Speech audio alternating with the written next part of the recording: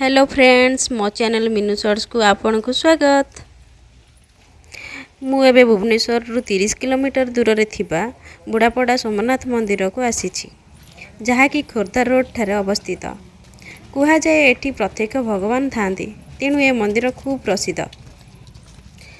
जदि आपण माने हिंदू परिवार रु बिलोंग करुथिबे तेबे आपण जानिथिबे मंदिर परिसर रे प्रवेश करिवा मात्रे मनरे शांति आ भक्तिभाव भरी जाए।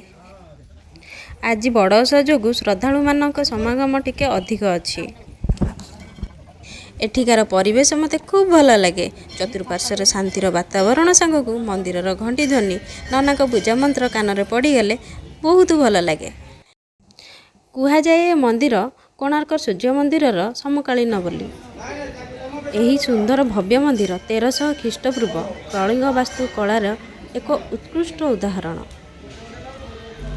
लोककथा हिसाब रे से समय रे राजा लांगुला नरसिंह देव कोणार्क मंदिर निर्माण पई आठगड़, बोलगड़, मुंडाल, हरिराजपुर, निरंजनपुर और बेलपड़ा को आमंत्रित करथिले।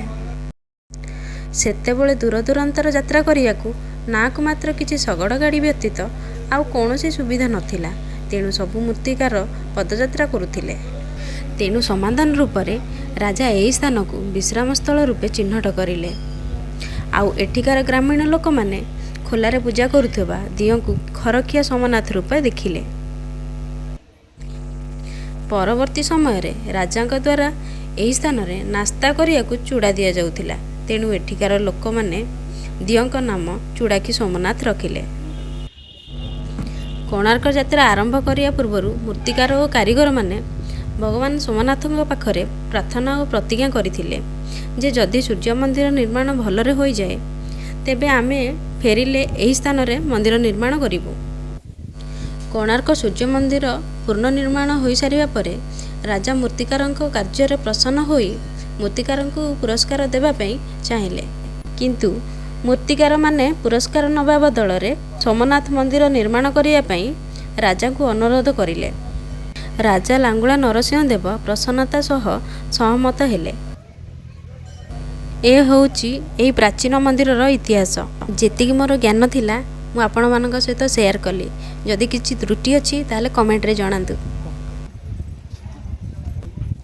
मंदिर पाखरे थिबा पोखरी मंदिरर सौंदर्य को द्विगुणित करि दउछि। कुहा जाए जे श्रद्धालुंकर भगवानଙ୍କ पाखरे मानसिक थाए से माने एठी स्नान सारी निज मनस्कामना पूर्ण करती।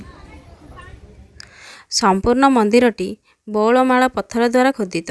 मंदिरर चट्टाणर चतुर्पार्श्वर थिबा छोट छोट खोल कक्ष अछि, जहाँकि इच्छा कक्ष रूपे परिचित। एठारे श्रद्धालु माने निज इच्छापूर्ति पई एकत्रित हुअंती। मंदिरर दधिनौती बा चूल को गोटिए पत्थर रे निर्मित करा जाइछि, जहाकु लोक माने विश्वास करती जे यह कोणार्क मंदिर परि भिन्न नुहे।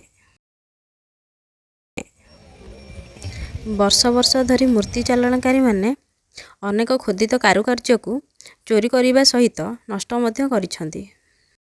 मोगल शासक कलापाहाड़ द्वारा अनेक शिल्प कला को नष्ट करि दिया जाइछि।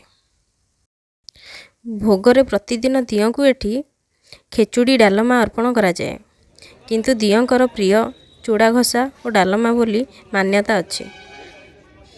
एठी शिवरात्रि, अशोकाष्टमी, चंपक द्वादशी और शीतल षष्ठी भली शैव पर्व गुड़िक खूब धूमधाम रे पालन करा जाए।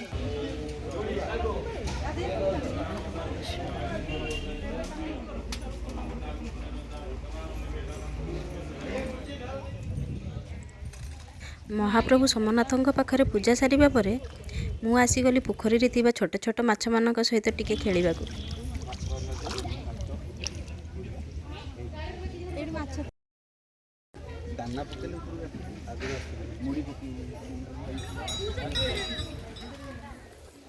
मो सामना थिबा बरगछ पाखरे जे घर देखुचंती सेठी महाप्रभुଙ୍କ प्रसाद प्रस्तुति हुए।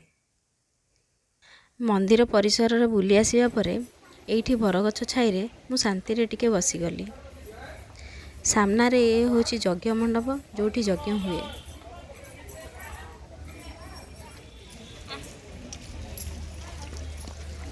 ବଉଳା ଦୂରରୁ ମୋତେ ଦେଖିକି ମୋ ପାଖକୁ କେମିତି ଆସୁଛି ଦେଖନ୍ତୁ। ଏଇ ଆ ଆ ଆ ଆ। ଏଇ ନେଲୁ ନେଲୁ ଖାଇଦେଲୁ, ଏପା ତୋରି ପାଇଁ ଆଣିଛି। ଏତେ ଦିନ ପରେ ମୁଁ ଆସିଲି ତଥାପି ତୁ ମୋତେ ଚିହ୍ନିଦେଲୁ ନା। ଯଦି ଆପଣମାନଙ୍କ ପାଖାପାଖି ଗାଈ ବାଛୁରୀ ଅଛନ୍ତି ତାହେଲେ ତାଙ୍କୁ ଏମିତି ଟିକେ ସ୍ନେହ ଆଉ ଭଲ ପାଇବା ଦିଅନ୍ତୁ। ତାଙ୍କୁ ଟିକେ ଆଉଁସା ଆଉଁସି କରନ୍ତୁ, ଦେଖିବେ ସେ ଆପଣଙ୍କୁ କେବେ ବି ଭୁଲିବେନି।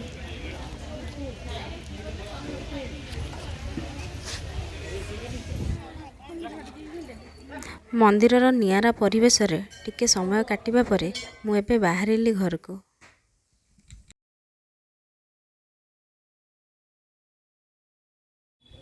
ମନ୍ଦିର ବାହାରକୁ ଆସି ଦେଖିଲି ଖେଳନା ଦୋକାନ ଲାଗିଛି। ପିଲାବେଳ କଥା ମନେ ପଡ଼ିଗଲା। ଖେଳନା ଦେଖିଲେ ଆମକୁ କେତେ ଖୁସି ଲାଗେ, କିନ୍ତୁ ସେ ପିଲାବେଳ କ'ଣ ଆଉ ଫେରିବ?